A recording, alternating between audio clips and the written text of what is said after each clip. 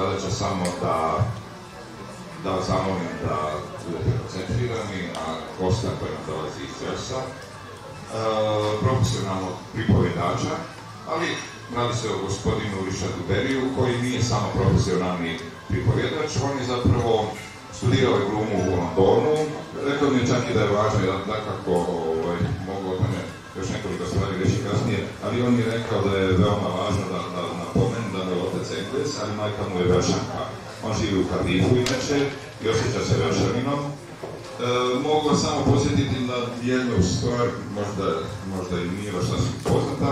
Wales je u jednoj posebnoj poziciji u Velikoj Britaniji, gotovo donedavno je čak imao položaj kolonije.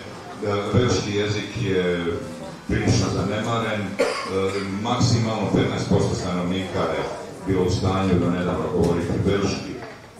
To je ostalo, taj jezik je ostao samo u ruralnim dijelovima Walesa. Engleski jezik je naravno službeni jezik. U zadnje vrijeme su tendencije da se uvede velški u školi, pokušava se oživjeti. Mislim da u ovom trenutku ima malo više od onih 15% stanovnika koji govore velški. Nažalost, Dick nam neće večeras govoriti na velškom, jer tu bismo imali velike probleme. Ne vjerujem da ih ovdje u stanju, da bi bio u stanju prevesti, ne radi se o nekom strašnom jeziku, to je indoevropski jezik, dosta miješan s latinskim, Rimljani su bili odavno na tlu Britanije, ali to su sada manje važne stvari. Dick je inače glumački angažiran, u ovom trenutku upravo je zapravo završio jedan niz predstava u Cardiffu prema tekstu velikog pisara i režisera, i to je bila velika stvar i ponos u svakom glumcu da igra Ravenhilla. Dick je sam pravio svoja mala kazališta, veoma je mnogo nastupao na razne načine. Između ostaloga, izuzetno je aktivan u pomoći hendikepiranoj djeci, pa onda pravi predstave za njih, jer je ne samo što je glumac, on je u istom trenutku i mimičar, to ćete vidjeti, on naprosto pravi riječi rukama, a jednako tako i govorom. Isto tako nastupa i sam profesionalno kao pripovjedač priča. U njegovom repertoaru su priče koje su tradicionalne, ali su jednako tako i priče koje i sam piše i koristi suvremene neke autore. On će nam danas ispričati nekoliko takvih priča, pretpostavljam da će nas za svaku upozoriti ko je autor i kako je porijeklo priča. Inače je veoma angažiran na raznim, ne znam kako bih to nazvao, koristimo se svi tom nekom riječu, eksperimentima. Jedan recimo od eksperimenata u pripovedanju priča je ovakav koji je nedavno radio. Znači, radio je s grupom djece od svojih 10-11 godina i ispričao im je neke priče. Onda je tražio tu djecu da pričaju mlađoj djeci te priče. Nejedanput se dogodila strašno kvalitetna transformacija, ta mala djeca nejedanput su postala velika djeca koja su imala kome pričati i tu su stekli sigurnost. Sljedeći tjedan su okupljene grupe starijih ljudi, 7 godina pa i staraca, onda su ona ista djeca išla od jedne grupe do druge i pripovedala svoje priče, sada već sigurna i iskusna. A onda se dogodilo sasvim spontano da su oni najstariji vraćali priče nazad djeci, tako se uspostavio neki ciklus i takve stvari, takve male recimo eksperimente, takve lance širenja pripovedaka i priča i umijeća pričanja, Dick širi i vjerujem da će i mnogi od nas potaknuti, da se barem sjetimo nekih priča koje smo nekada poznavali. Evo, ja ću vam ovdje biti, ako pomoć ustrelna, ne vjerujem da će biti potrebno da prevodim, prevođenje bi svakako i usporavalo.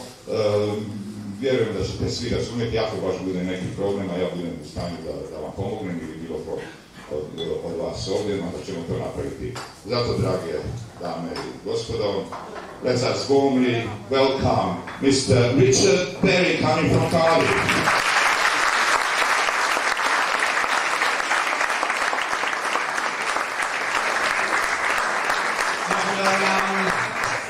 I've been asked to say a few words in Welsh, in the indigenous language of my country.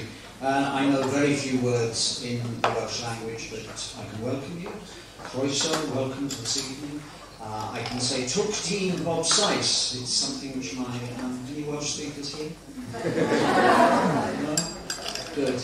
Tulkteen bobsice, what my mother used to teach the visitors when they came for holidays. It's rather rude. Tulkteen bobsice, arseholes to all the English. So I've learnt a little Welsh. About 10% of the population speak Welsh fluently on a daily basis, largely to the west of the country in old rural areas. And there's now a growing population of Welsh language speakers in the city because of media and government.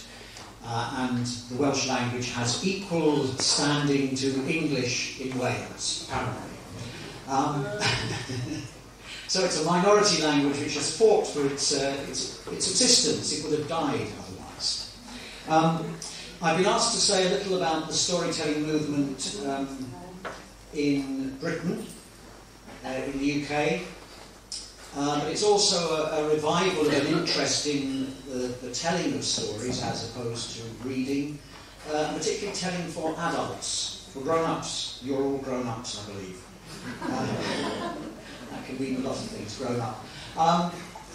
Yes, traditionally, when I was young, I think folk stories were for the children. The Grimm's brothers in Germany collected a lot of tales which they thought were German, proved to be mostly Flemish, I believe, which they told, well, they printed and could make money as nursery tales for young children.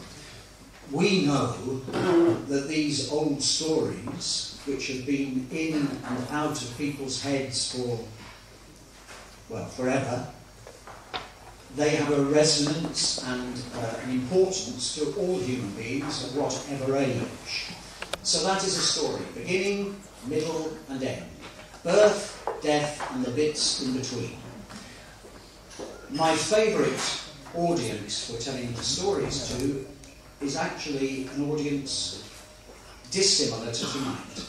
An audience which has grandparents, parents, children, very young children, even babes sitting on their parents' lap. And even babies, if they can sit and look and they have ears, they will enjoy a story. You believe me? Yes, you do. But the wide age range I find fascinating. I know that the children are listening to the action. What happens? The grandparents are hearing the action, but they know what this all means. Grandparents here, you've been around a long time. You know what it means to go through a deep, dark wood. Yes, the symbols of old stories are very, very powerful. In meeting friends recently, we have talked of the times when we have been to ourselves through a deep, dark wood. And luckily, the stories that we tell do say that if you are strong, if you are brave, if you face your fears, if you are resilient, clever, you will survive. You will get through the deep, dark wood. And if there's anybody here tonight going through a very deep, dark wood, believe me, there is light at the end of the tunnel. There is. We have to believe that, or else we give up. So I wish you well on your journey, and we will all be going through a deep, dark wood at some point. But tonight we'll be going through some very nice places. I've chosen a couple of stories which, one is very old, older than all of us put together. It goes back maybe written down 1,000 years ago, a Welsh story, and it has a wonderful magical quality.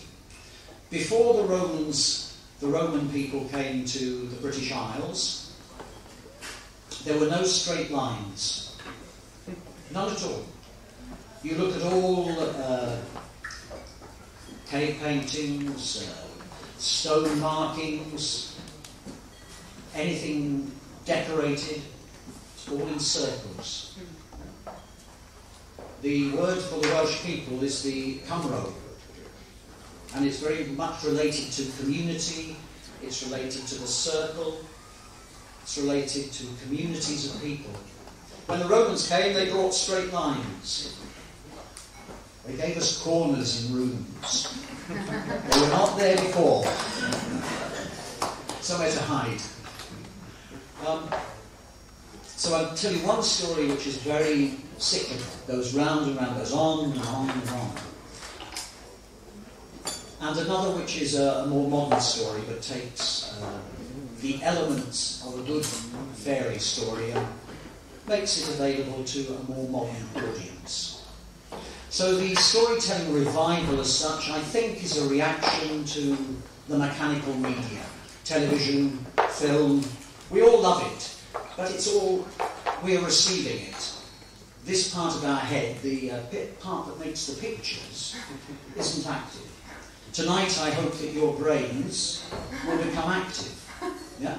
I will give you words, I will give you actions, maybe sounds, maybe pauses.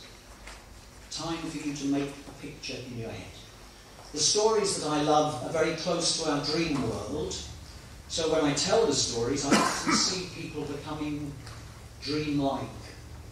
Their bodies become softer, their eyes open more, their breathing is different, they sit different, because they've entered another world, a world very similar to our dreams. The storytelling revival has touched not only performances for adults, but it's awoken an understanding that stories can be therapeutic, can help us.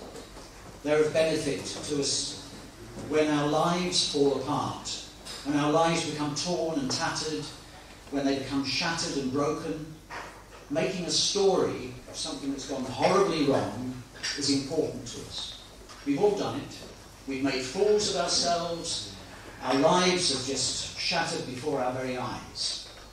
And slowly, slowly, we can build together again a story. If we can do that, then maybe we can laugh. Yeah, and that's, without the story, we are nothing. We are lost. We're in that deep, dark forest, not knowing which path to follow. So let's have a story. Well, before I have a story, you must participate, I think. So, for many years, I heard people talking about traditional cultures around the world and how wonderful they had wonderful call and response. The African, the singer, the teller will go crick, and you go crack. So, crick, crack, crick. Yeah, it's used to make sure you're awake. Yeah, and listening. But I realised that, good heavens, when I go to a rugby match, this is what we do, call and response. So I'll do a call and response which came originally from Cornwall, which is a Celtic country, it's not England. Yeah? My grandma was from Cornwall, she told me it is not England. You're from Cornwall. No? You understand? So my grandmother would say, no, we're not England, we are Cornish, and they are another Celtic area. So the name for a piece of pastry, Cornish pasty, you may have heard. No, it's like a samosa, but British. Oh, samosas are British now.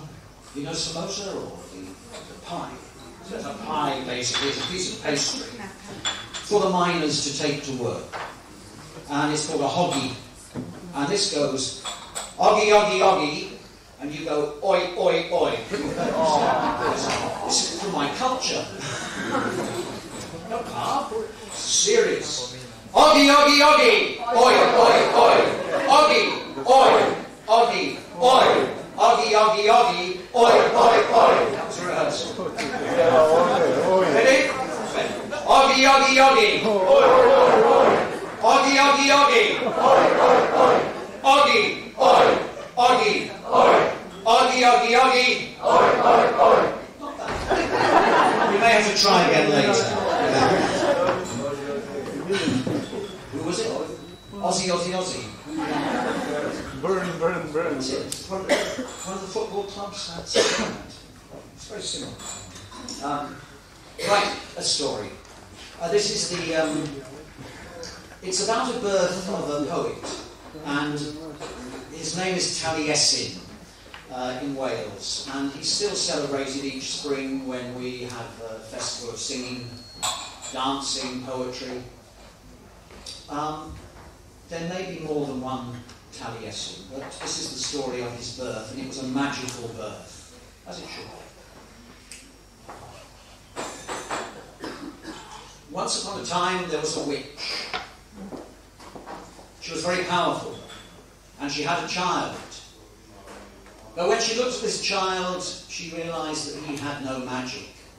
He was in fact a very ugly child. His name was Avagdi, he of utter darkness. He also has another name, Morvran, which translates as the sea crow. So I imagine he probably sounded like a sea bird. Something like this. She wished to give him the magic that she had. So she went to her magic books, and she went and she meditated, and she went to the forest, and she went to the sea, and she gathered together all the important ingredients to make a magic potion to give to her son. Then he would have all the powers that she had. But this potion would have to boil and bubble away for a year and a day. So she had the pot put up on a stand, and a fire started underneath. Pure spring water went in go the herbs and the minerals, and she made incantations. She said prayers over the bubbling pot.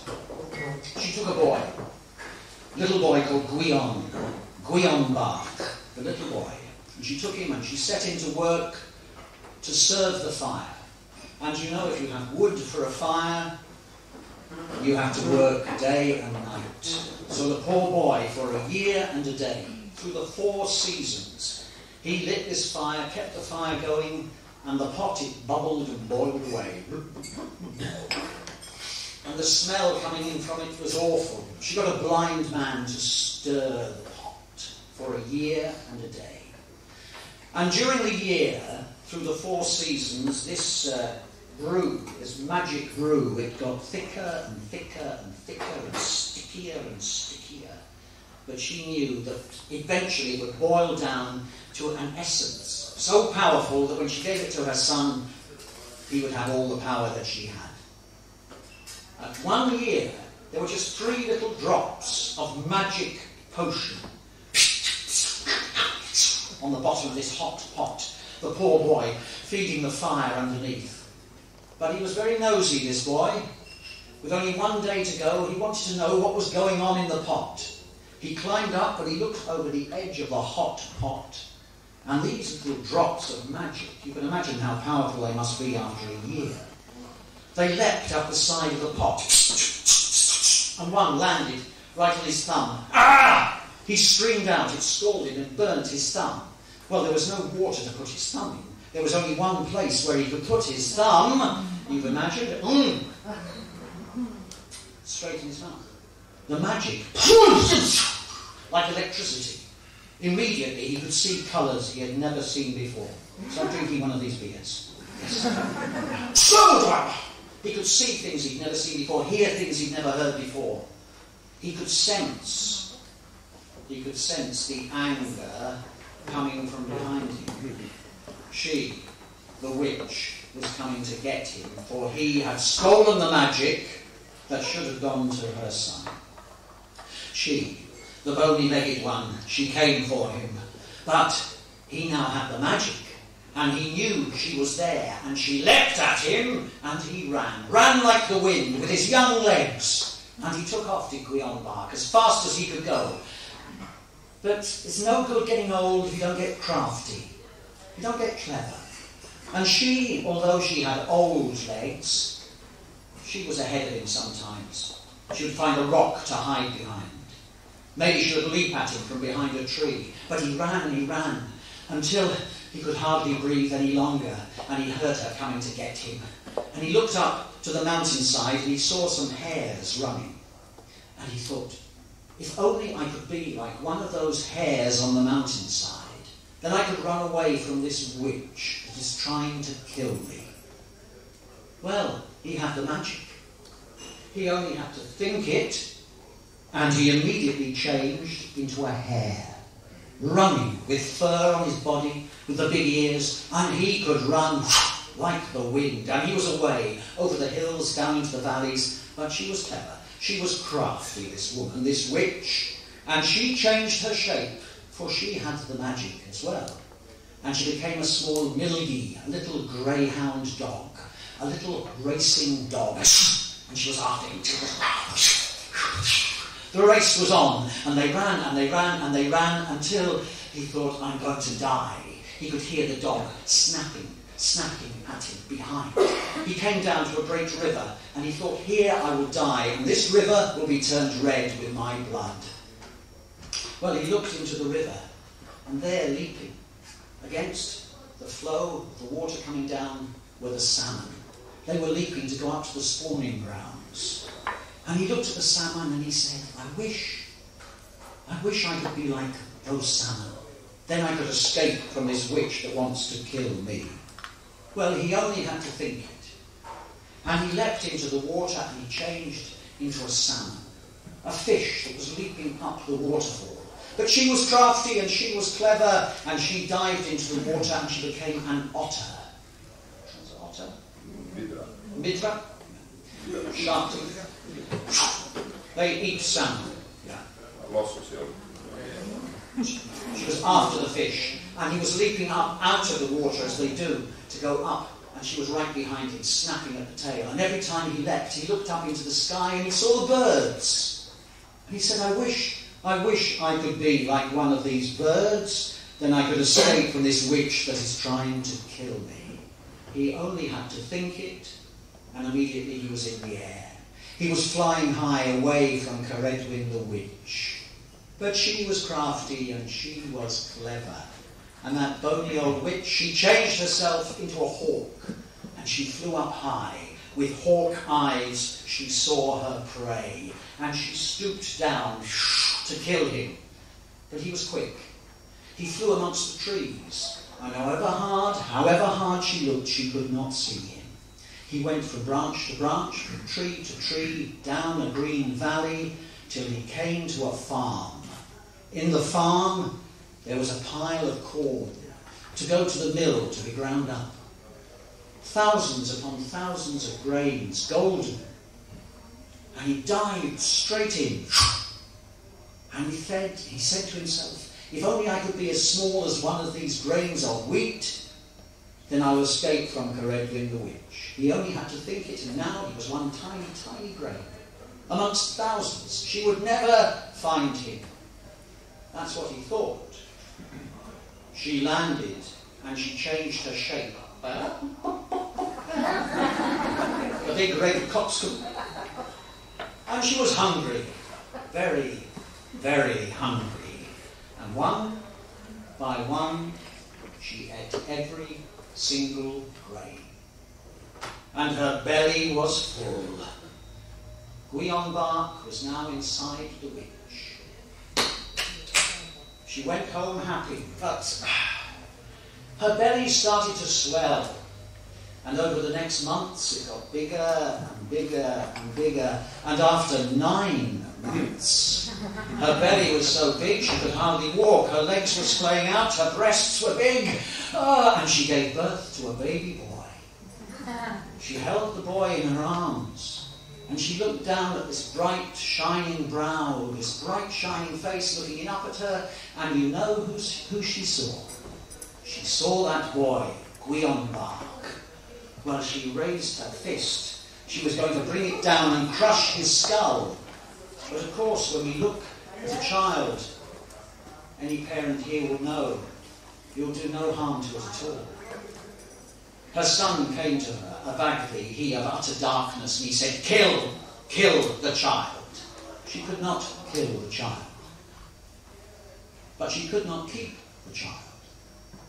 So she took some leather and she made a small boat, wrapped it up, like Moses in the basket. She made it so tight around him that he would be safe upon the water. All you could see was his face. And she took this little leather boat down to the river. She placed it in the river, and it went down, down, down, floating down towards the sea.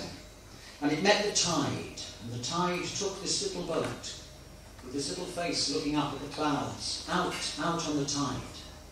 And at night, that child floated on the sea. And she, Pricigin the witch, said, well, the gods must decide if this child lives or it dies. And the gods looked down and they smiled upon this child. And this child smiled up at the stars. And the tide brought that baby back in towards the shore, and it went up another great river on a high, high tide. But the tide changed, and that little boat, that baby came down, down, down the river until it became trapped for fish. And the fishermen came the next morning to collect the salmon and the sea trout. And there were no fish. All there was this face looking up in this leather bag. Well, they rushed down to the riverbed and they pulled it out and they opened up the parcel, and out stepped this baby. A baby that could walk, and a baby that could talk. And it spoke to them and said, I was Gwion Bach, the little boy, and I swallowed down the magic. And I ran when she, the witch, wanted to kill me, and I ran like the wind. And I was first a hare, chased by a dog. And then I was a fish, chased by an otter. And then I was a bird of the air, chased by the hawk, and I became a grain of wheat. But who am I now? And they took him to the prince, to the palace. And he spoke to the prince. And the prince said, a baby who can walk and talk and speak like this? He said, yes, I will bring you good luck, for I will stay with you. And he spoke poetry, and he sang songs. And he said, do not shed a tear because you have lost your salmon. You have caught a baby, and this baby, I will live with you. And he looked down, the prince to the boy, and he had a bright, shining brow, and a great smile upon his face. And he said, I will call you Taliesin, he of the bright, shining brow. And every year we celebrate his birth and his magical transformation in song and dance and poetry. That is the story of Taliesin.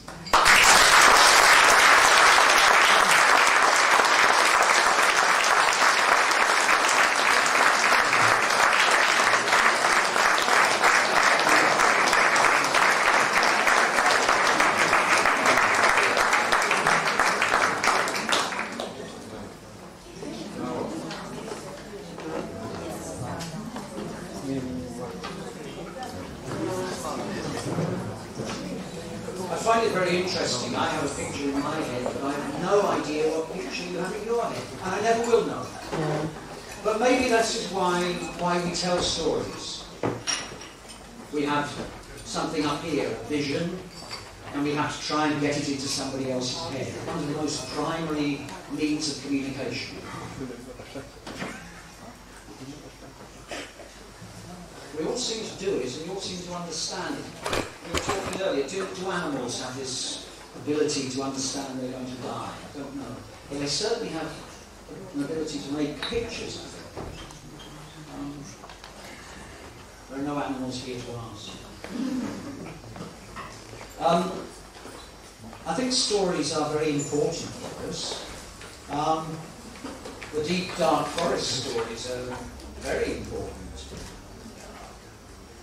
I was told a story by a woman from Dubrovnik, Jasna Held. Don't everybody knows Jasna Held? She lives in Dubrovnik and she was there during the war and lived up on the hill above Dubrovnik. And they were shelled very badly. And they had to leave their flat and go downstairs into a garage. You go up onto the hill where the houses are built, with a garage at the bottom and then the apartments above. And she had a daughter with her, I think was 9 years old. And the shells were bursting around them. They were being thrown against the wall. It must have been very, very frightening time for them.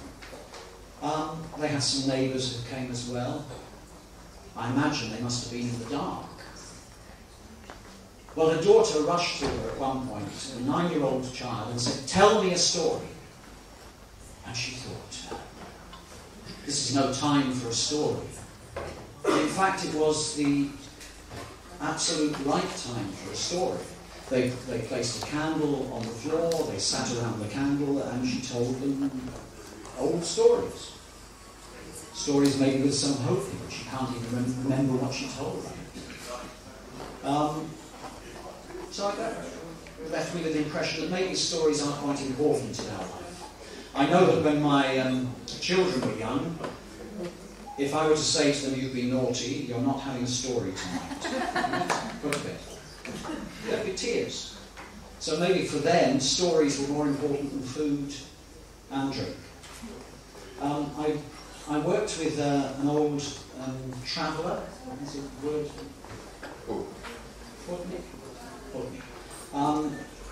He's died recently, unfortunately, and he brought his story over here. And he would be given a story as a birthday present. So an uncle may come or an aunt and say, "I've got a present for you. Sit down. Give you the present. It's the present that you can give away and keep for yourself. Yeah? I give you the story, but I've not lost the story. In fact, it's even better. I haven't told you." So he would gather this, and I'll read you just a little bit for what he wrote, or what his wife wrote. His words.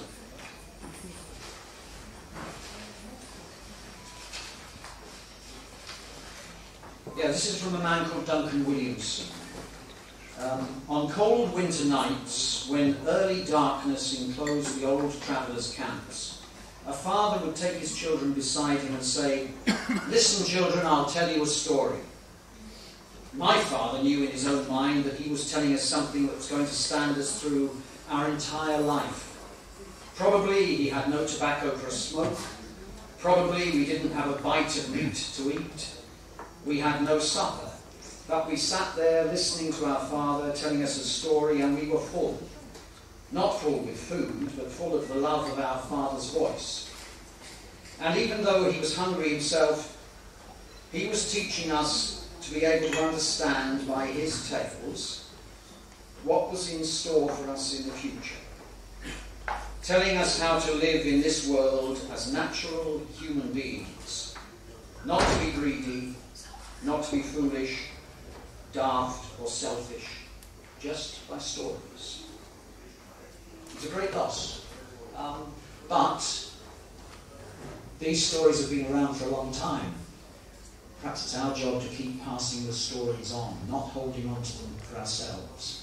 So the storytelling movement, as I say, has gone from just going for something for children, now to adults, and has gone into therapy, where we've helping people to rebuild their lives. I don't know if Borrow mentioned some of the work that I've been doing recently, which is very encouraging and is so obvious.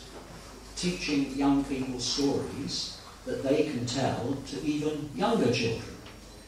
Those children, 9, 10, 11-year-old children, then tell those stories to their parents and their grandparents, and even go out into their community and tell these stories. It's a gift that they can give. The community, of course, tell their stories back to the children. So the children are receiving stories at the same time. And it's so easy. It seems like the most obvious thing to do, get children to be with older people. Our education system and our governments often don't bring old and young together, and yet old and young really enjoy each other's company and learn from each other. You know, there'll be a home for old people here and a nursery school here, different parts of town. My mother always loved when there were children near, wanted to come out and speak to them, talk to them. But where she lived, there were no children. So, a story. Oh no, I sing you a song. Why do I sing you a song? Because stories are like a very full meal. Sometimes we need to have something between different courses when we're eating. We start with something small maybe, and then we have a main meal, and then we have coffee and sweet something. So I do a lot of storytelling with musicians, and it's very noticeable how this has an effect upon an audience. Music affects people totally differently, even listening to a song. Totally differently than listening to a story. The listener of a story can become enchanted, become more dreamlike, but when music happens, bodies are involved. So it's a good combination, music and story. This is a song that I learnt many years ago when I lived in London. It's a Scottish story, but by the time it got to London, it had changed completely. You have to understand what a currant bun is. Currant bun? It's like a cake? Yes, I know.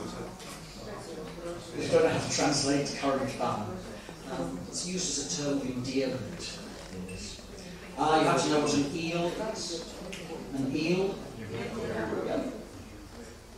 Oh, where have you been all the day? Henry, my son. Oh, where have you been all the day? My currant bun. To the woods, dear mother. To the woods, dear mother. Oh, mother, be quick, 'cause I want to be sick and lay me down to die. And what did you do in the woods all day? Henry, my son. What did you do in the woods all day? My currant bun. Et, dear mother. Et, dear mother. Oh, mother, be quick, 'cause I want to be sick and lay me down to die. And what did you eat in the woods all day? Henry, my son. What did you eat in the woods all day? My currant bun. Eels, dear mother. Eels, dear mother. Oh, mother, be quick, 'cause I want to be sick and lay me down to die. And what colour were them eels? Henry, my son. What colour were them eels? My currant bun. Green and yellow. Green and yellow. Oh, mother, be quick, 'cause I want to be sick and lay me down to die. Them weren't eels. Them were snakes. Henry, my son. Them weren't eels. Them was snakes. My currant bun. Yuck, dear mother. Yuck, dear mother. Oh, mother, be quick, 'cause I want to be sick and lay me down to die. And what colour flowers do you want on your grave? Henry, my son. What colour flowers do you want on your grave? My currant bun. Green and yellow. Green and yellow. Oh, mother, be quick, 'cause I want to be sick and lay me down to die. Oi!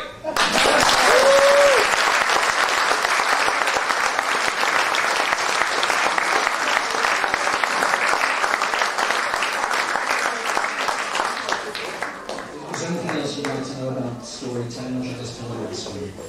Just simple as that.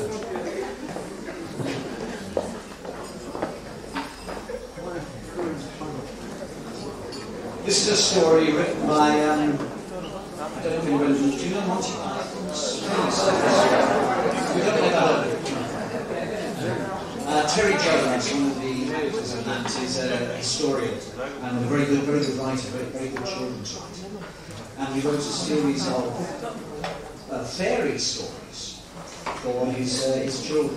Very, very good. And this one is, he takes traditional elements, but he remakes them for today. Once upon a time, That's not your time, not my time. It's the time when monkeys spoke in rhyme. Time when the birds of the air made their nests in old men's beards. A time very similar to our dream world. Once upon a time, there was a king. And this king, he had a special magic glass cabinet, a cupboard, made entirely of glass. You could see right through it. It had a door on it, made of glass that you could open. And if ever you wanted anything, you could go to this magic cupboard, this glass cabinet, put your hand in and take out whatever you wanted. It might be a pint of beer, it might be food, it could be gold, jewels, whatever you wanted. The one rule is that if you ever took anything out, you always had to put something back. Simple as that. So this king, he became very rich, powerful. He had guards to look after this glass cabinet, the magic cupboard. And one day he went off on a journey around his kingdom, leaving orders to look after this glass cabinet with your life. And the guards were placed before it.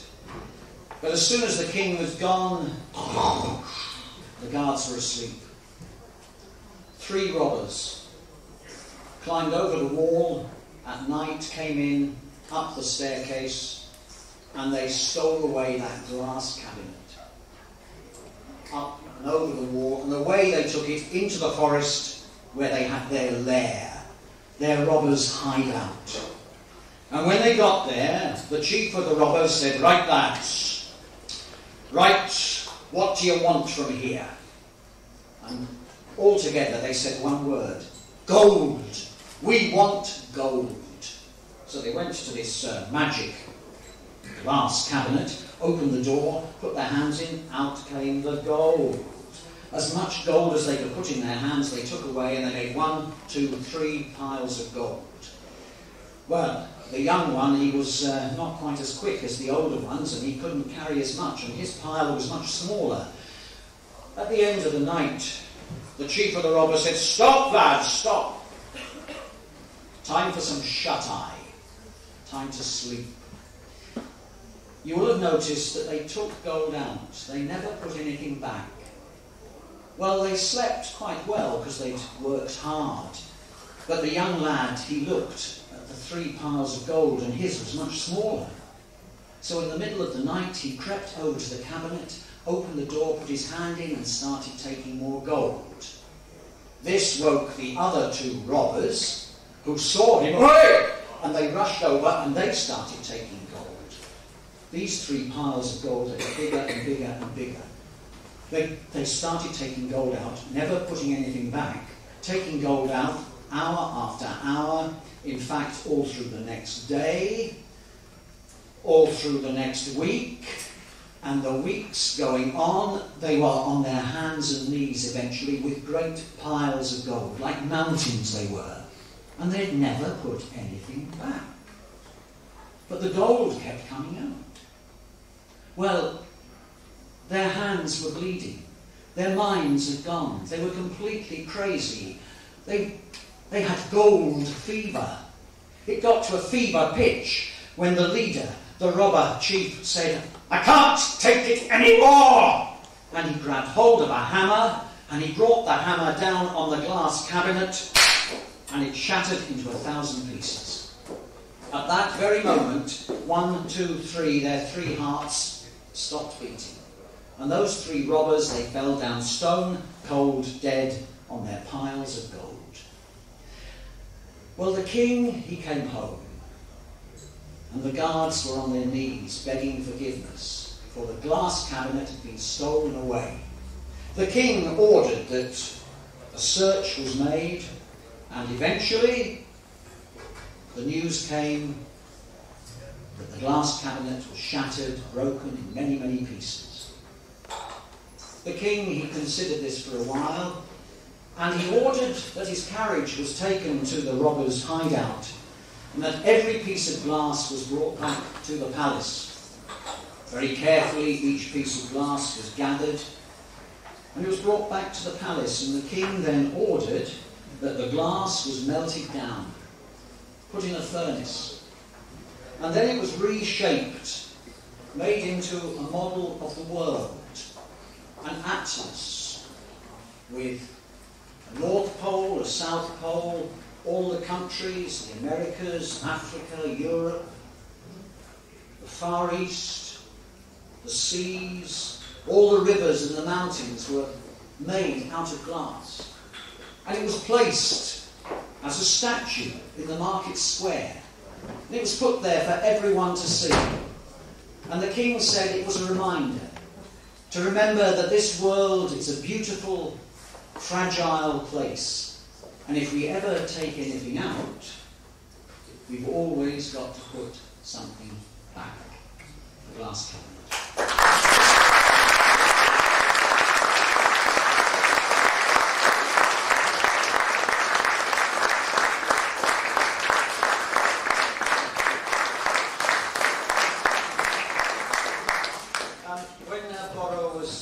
With some Croatian writers and some English writers in Wales not so long ago.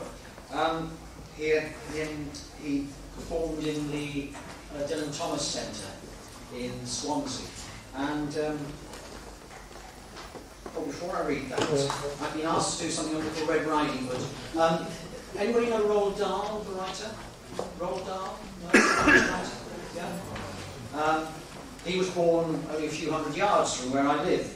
And grew up just around the corner, but he's much older than me. He did a very good version of Little Red Riding Hood, so this will be my Welsh version of Little Red Riding Hood, although it's probably written in England. Little Red Riding Hood by Roald Dahl. As soon as Wolf began to feel that he would like a decent meal, he went and knocked on Grandma's door. When Grandma opened it, she saw the sharp white teeth, the horrid grin, and Wolfie said, "May I come in?" Poor Grandmama was terrified. "He's going to eat me up," she cried. And she was absolutely right. He ate her up in one big bite. But Grandmama was small and tough. And Wolfie wailed, "That's not enough. I haven't yet begun to feel that I have had a decent meal." He ran around the kitchen yelping, "I've got to have a second helping." Then added with a frightful leer, "I'm therefore going to wait right here till little Miss Red Riding Hood comes home from walking in the wood." He quickly put on Grandma's clothes. Of course, he hadn't eaten those. He dressed himself in coat and hat. He put on shoes, and after that he even brushed and curled his hair. Then sat himself in Grandma's chair. In came the little girl in red. She stopped and stared. And then she said, "What great big ears you have, Grandma." "All the better to hear you with," the wolf replied. "What great big eyes you have, Grandma," said Little Red Riding Hood. "All the better to see you with," the wolf replied. He sat there watching her and smiled. He thought, "I'm going to eat this child. Compared with her old Grandmama, she's going to taste like caviar." Then Little Red Riding Hood said, "But Grandma, what a lovely, great big furry coat you have on." "That's wrong," cried Wolf. "Have you forgot to tell me what big teeth I've got?" "Ah, well, no matter what you say, I'm going to eat you anyway." The girl smiles. One eyelid flickers. She whips a pistol from her knickers. She aims it at the creature's head and bang, bang, bang, she shoots him dead. A few weeks later in the wood, I came across Miss Riding Hood. But what a change! No cloak of red, no silly hood upon her head. She said, Hello. And do please note my lovely, furry, wolf skin coat.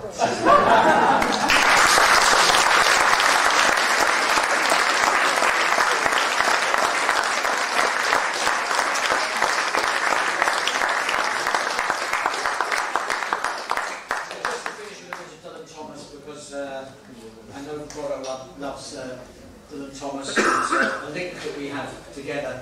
And we're thinking about birth and death and the bits in between. This is the poem he wrote for his father as he was dying, and it's a beautiful, beautiful piece. And it extols us to rage against the dying of the light. And perhaps that's what we shall do as artists. We must rage a little. Do not go gentle into that good night. Old age should burn and rave at close of day. Rage, rage against the dying of the light. Though wise men at their end know dark is right, because their words have fought no lightning, they do not go gentle into that good night. Good men, the last wave by, crying how bright their frail deeds might have danced in a green bay, rage, rage against the dying of the light. Wild men who caught and sang the sun in flight and learned too late, they grieved it on its way, do not go gentle into that good night. Brave men near death who see with blind sight, blind eyes could blaze like meteors and be gay. Rage, rage against the dying of the light. And you, my father, there on that sad height, curse, bless me now with your fierce tears, I pray. Do not go gentle into that good night. Rage, rage against the dying of the light.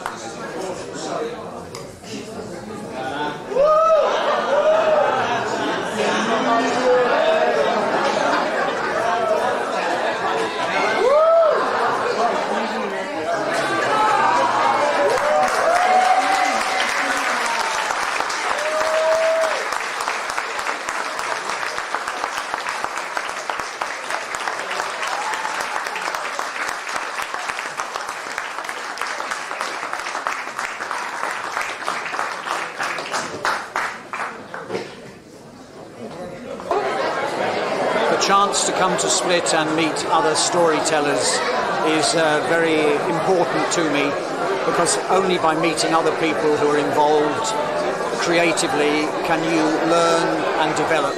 So I appreciate greatly the invitation to come here. I wish I could speak Croatian, but unfortunately I only speak English. I hope that has been satisfactory for this evening's entertainment, but that is a problem, I'm sorry. I will learn some Croatian next time I come. I promise.